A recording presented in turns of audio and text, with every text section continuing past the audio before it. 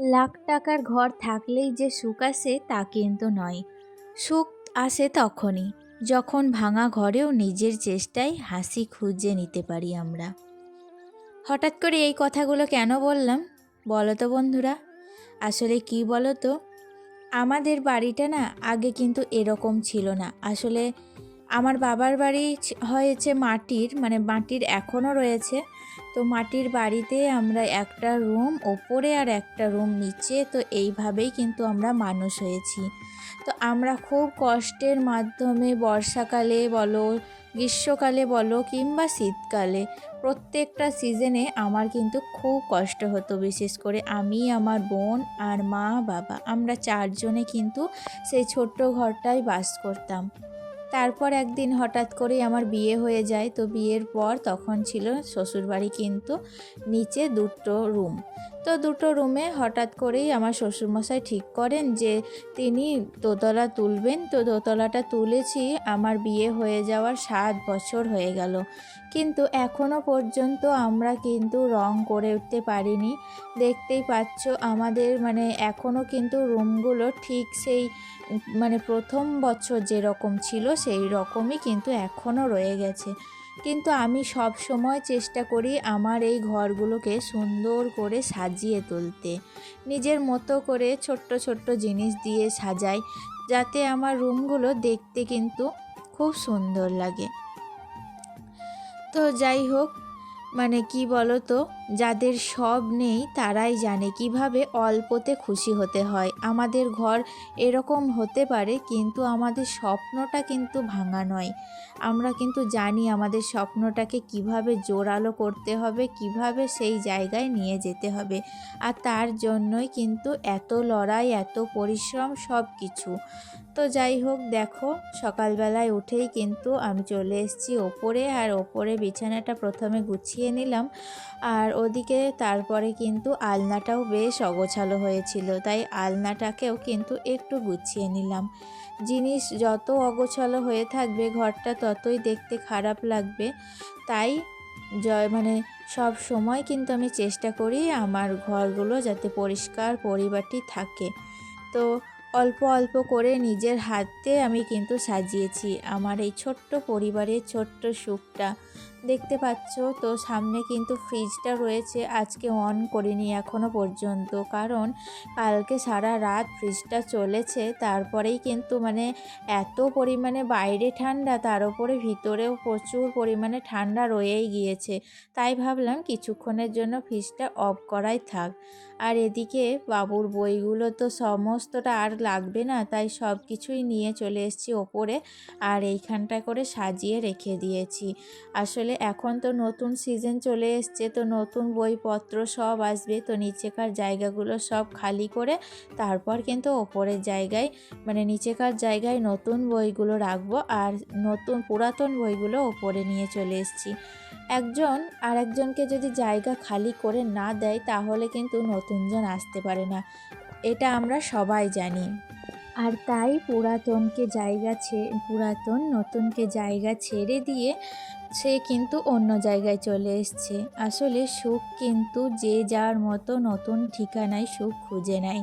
তো যাই হোক, দেখো এদিকে কিন্তু প্রচুর ধুলো ময়লা পড়ে রয়েছে। আজকে কিন্তু সারা দিন আমি রেখেছি আমার ডাস্টিং, ক্লিনিং আর আমার ঘর দুয়ারকে পরিষ্কার পরিচ্ছন্ন পরিপাটি করার জন্য।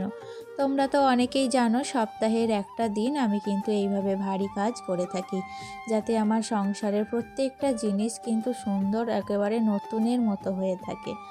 আর দেখতেই পাচ্ছ পাশে কিন্তু আমার ছেলে চলে এসছে। আসলে কি বলতো, ওর খাবার টাইম হয়ে গিয়েছিল, তাই বারবার করেই আমাকে খেতে দিতে বলছিল। তো ওকে কিন্তু মাঝখানে একবার খাইয়ে চলে এসেছি। আর এখন কিন্তু বাজে ওই 12:30 মতো। আসলে সকাল থেকে রান্না বান্না সব কিছুই কমপ্লিট করে নিয়েছিলাম।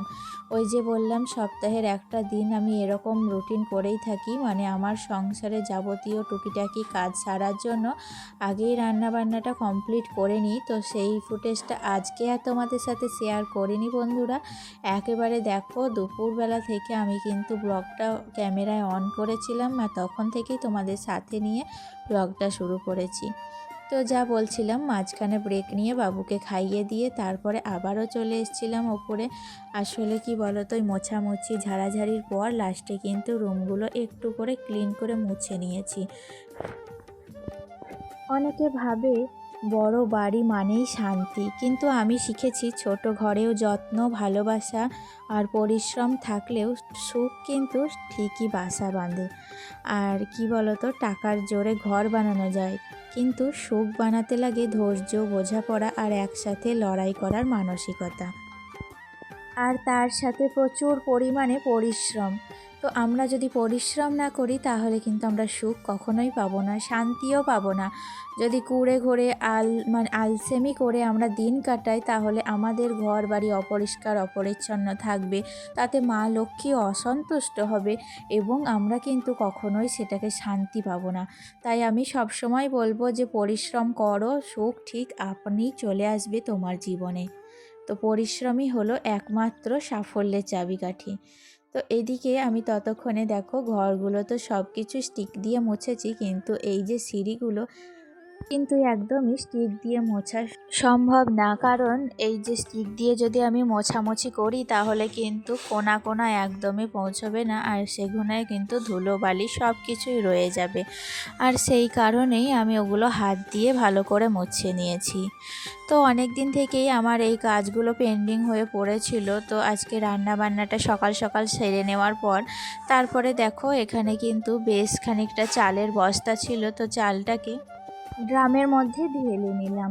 আর যেহেতু চালের বস্তাটা প্রচণ্ড ভারী ছিল, একেবারে কিন্তু ফুলফিল ছিল, তো সেই কারণে দেখো ভারী থাকায় আমি কিন্তু ওপরের বাঁক থেকে একেবারে মুখটা কেটে ওখান থেকে কিন্তু এমন পজিশন করে ড্রামটা রেখেছিলাম যে সম্পূর্ণ চালটা যাতে ড্রামে পড়ে। তো এইরকম কিছু শর্টকাট, কিছু বুদ্ধি আমরা যদি ফলো করতে থাকি তাহলে আমাদের সংসারের কাজগুলো হয়ে যায় কিন্তু আরও সহজ, তাড়াতাড়ি। তো যাই হোক, এদিকে আমার কিন্তু চাল ঢালতে গিয়ে বেশ কিছু চাল কিন্তু মেঝের মধ্যে পড়েও গিয়েছিল।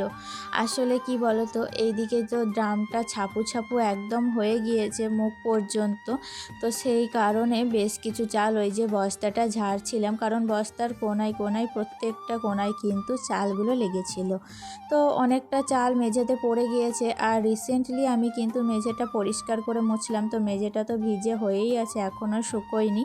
তো প্রত্যেকটা চাল যাই হোক আমি হাতে করে কিন্তু কুড়িয়ে নিলাম। তো এতে কিন্তু যদি আমি প্রত্যেকটা চাল না কুড়িয়ে রাখি বা সেগুলো যদি একটু ফেলে দিই তাতে কিন্তু মা লক্ষ্মী অসন্তুষ্ট হয়।